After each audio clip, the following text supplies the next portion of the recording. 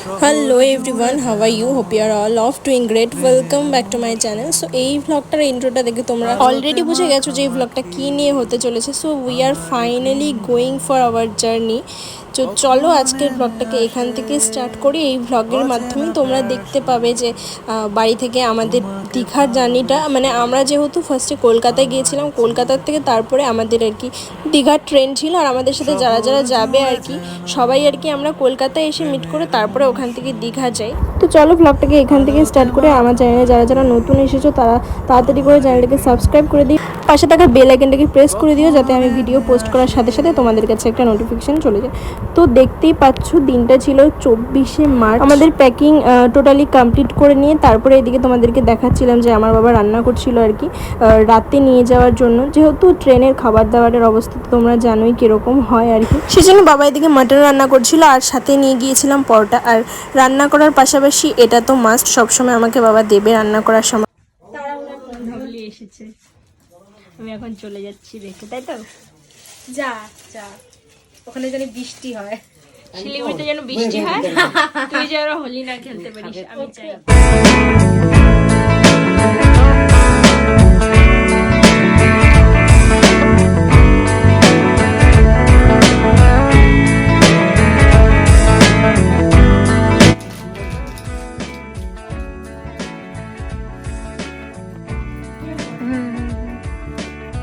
মালা দিয়ে আসছি.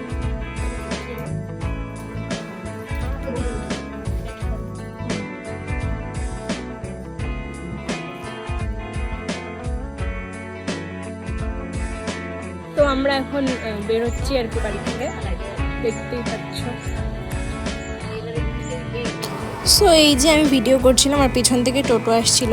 তো এই যে ফাইনালি আমরা টোটোতে উঠে যাই আর কি এনজেপি যাওয়ার জন্য. আর আমাদের ট্রেন ছিল কিন্তু এনজেপি টু হাওড়া.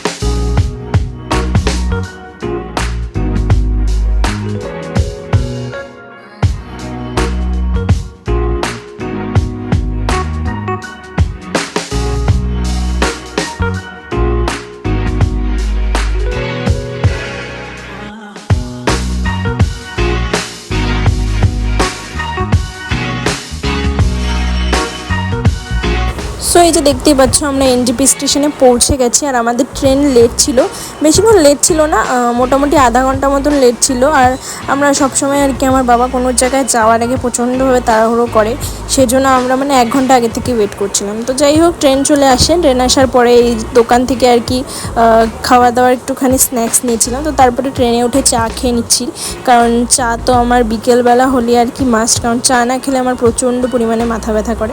সেজন্য আমরা চা খেয়ে নিচ্ছিলাম 3 জনই আর কি.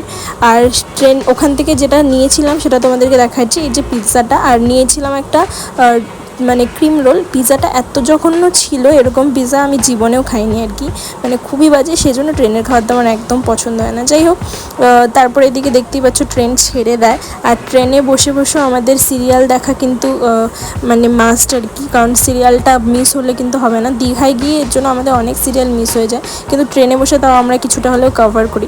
তো তারপরে দেখতেই পাচ্ছ ডিনার করে নিই, কারণ আমাদের ট্রেন হচ্ছে আর কি রিচ করতে করতে অনেকটা ভোর হয়ে যাবে, সেজন্য আমরা তাড়াতাড়ি ঘুমিয়ে পড়ি. কিন্তু ট্রেনে তো ঘুম হয় না আর কি, আমার মনে হয় কারোরই ঘুম হয় না রাত্রেবেলা ট্রেন জার্নি থাকলে.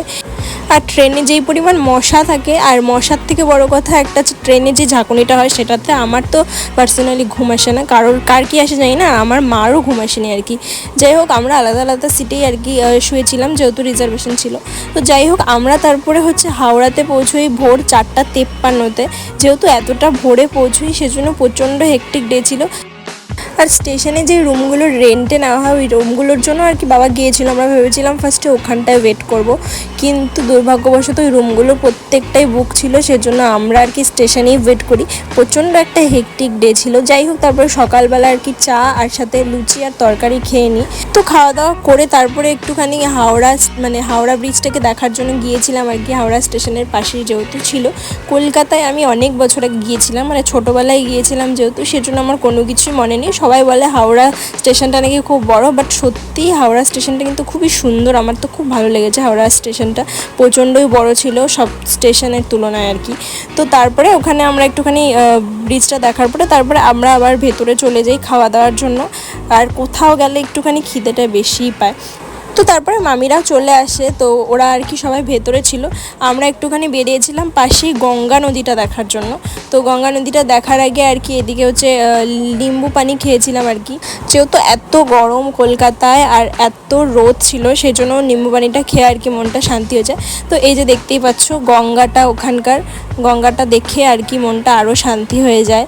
আর হাওড়া ব্রিজটা এখান থেকে কতটা ভালো লাগছিল দেখো তোমরা জাস্ট। শহরে নিচ্ছি উড়াল, কেন আজকাল নিচ্ছি। আর হাওড়া স্টেশনের পাশে এই জায়গাটাতে এত পরিমাণ ইঁদুর, মানে কি বল, আমাদের দেখি আর কি গায়ে কাটা দিয়ে ওঠে। তো তারপরে আবার চলে আসে ছোটদি ভাইয়েরা ওখানে, মানে সবাই আমাদের আলাদা আলাদা ডেস্টিনেশন থেকে আমরা আর কি স্টেশনে পৌঁছে। আর এই স্টেশনের মধ্যে কিন্তু বড় বড় ফ্যানগুলো খুব সুন্দর লাগে দেখতে। তো তারপরে আমরা দীঘা যাওয়ার ট্রেনে ফাইনালি উঠে, তো এখান থেকে শুরু হয় ফাইনালি আমাদের দীঘার জার্নি। তো এরপরে আমরা কি কি করলাম সেটা কিন্তু আসছে নেক্সট ব্লগে। নেক্সট ব্লগটা কিন্তু তোমরা সবাই অবশ্যই দেখো। তো চলো আজকের ব্লগটাকে এখানে এন্ড করছি। টাটা সবাইকে। খুচরো ছোঁয়াতে ইচ্ছে ধোয়াতে রাখছি।